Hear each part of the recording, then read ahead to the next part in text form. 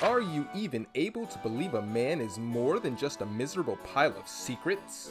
Then let us welcome you to Tome of Legends, where we, rude Kaiser, enthrall our royal court with our extensive wisdom on a legendary topic.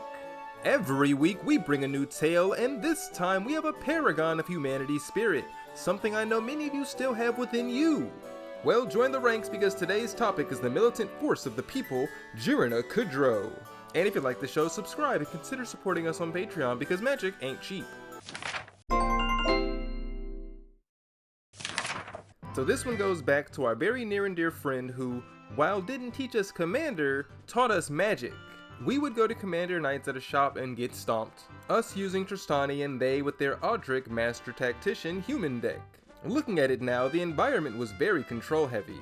We mean to say that it wasn't too odd to get stuck in a pod with Damias, zombies, or even Sliver Queens.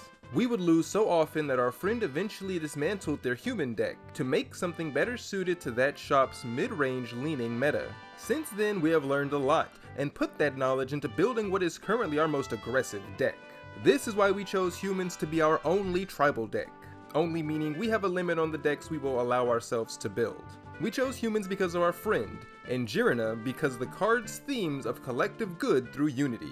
Our radical views aside, humans are humans and their lives and sacrifices deserve respect. Strength keeps us alive, but compassion keeps us human. Speaks to the same idea we feel. It isn't written keeps me human, but us. The Commander 2020 set version painted by Magali Veligny displays not only the titular character, but the city that they protect. A common theme in token cards is the depiction of multiple creatures in the art, but this shows the entire city behind her, which is far more fitting of a leader of her caliber. She scans the wilds of Aoria for threats to her people, as they continue their lives until the signal is launched. Jirina and the towers are decorated with green crystals known as Argolith, which allows this piece to serve the role as both character spotlight and world building. And if you know anything about Aoria, you know it's in desperate need of world building.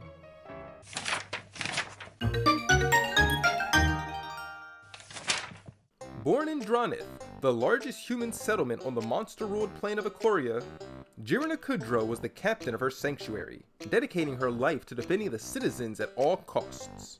The city was ruled by General Kudro, Jirina's father, whose unshakable anti-monster stance became the root of the conflict between the soldiers and the humans that bonded with monsters. Namely Luca, who had just recently been made both captain of the Coppercoat Specials Unit and fiancé to Jirina herself. General Kudro's stance on monsters being made clear after Luca bonded with a winged cat beast named Leori, he was cast out of the city, and the beast was executed. Alongside Vivian Raid, he began amassing an army of semi-mind-controlled beasts using the Ozolith's primal power over monsters. He demanded General Kudro concede that monsters were imperative to the survival of humans, but when Kudro condemned him as he had before, Luca killed him. Jirina fled back to Dranith to take command of the Coppercoats and fortify against the impending attack. There she allowed bonders into the ranks of the Coppercoats, unbeknownst to Luca, allowing them to fight back the enemy monsters and corner him. Faced with defeat, Luca tapped into more of the Ozolith's power, shattering it and igniting his spark, allowing him to planeswalk away. Here, Luca's story gets a little more complex, but Jirina went on to become the general of Dranith, as her father was, and ruled over the soldiers and bonders with a little more compassion. During the new Phyrexian invasion, a completed Luca returned to Aoria alongside a new army of Phyrexian monsters. While Dranith fell to the assault, Jirina, Vivian, and Cheville guided survivors toward Lava Brink. Aware of Luca's pursuit, Jirina made the risky decision to walk the entire caravan through the natives' apex lair. Here, Volrath, Apex of Thunder, shattered Luca's hulking biomechanical form, leaving only his core body, which was an easy target for Vivian.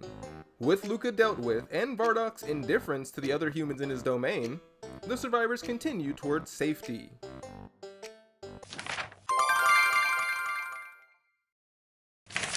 The card itself enters the battlefield and creates a 1/1 white human soldier token for each time it's been cast from the command zone. The static ability grants +2/+0 to each other human creature you control, which in practice makes the 1/1 she made a 3/1. This is clearly designed to go wide with tokens and make them hit hard.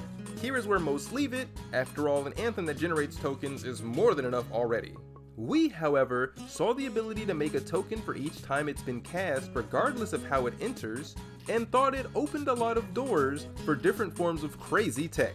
After all, once it's been cast twice, even if it's blinked or reanimated, it'll create 2 soldiers.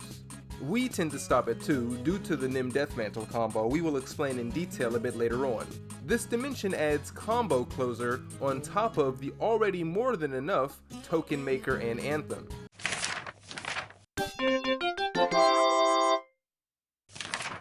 This deck is a white human deck with red for haste and black for draw, utilizing multicolored creatures.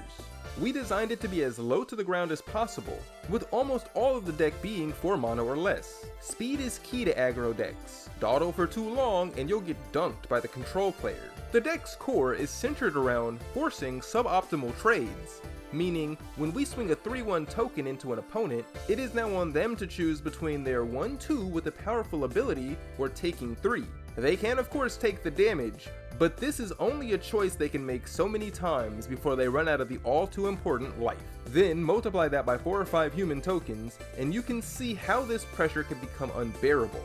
This philosophy extends to non-token creatures as well, given that not only can they attack, they also have abilities that protect them from unfavorable blocks, like Alesha, who smiles at death's first strike. Alesha also punishes opponents losing blockers even more, reanimating the beaters that just traded with their value pieces, tapped and attacking. We then fitted a large chunk of the deck to punishing anyone playing board wipes. Garna, Bloodfist of Keld, and Judith, Scourge Diva, each dealing damage for other creatures we control that they see destroyed. Jirin, Corrupted Bishop, also offers a sort of refund, allowing us not to have to start from scratch after a board wipe. We then run Thrilling Encore, which turns a wanton board wipe cast out of pressure or fear into our win condition.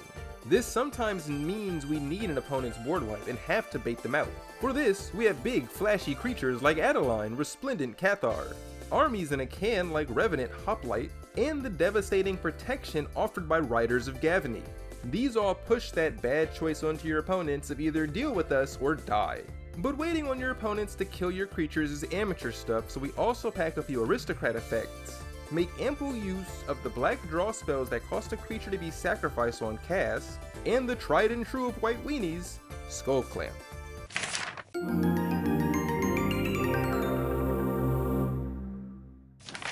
The removal and specific wipes needed to run an optimal aggro deck require a lot of research. While a deck like this can't afford to run Ruinous Ultimatum, a commander like Caesar isn't saving much by running Citywide Bust over Wrath of God. Historic effects really shine in this kind of deck, given how synergistic artifacts like Domengate and Slate of Ancestry are, on top of how many of the best humans happen to be legendary.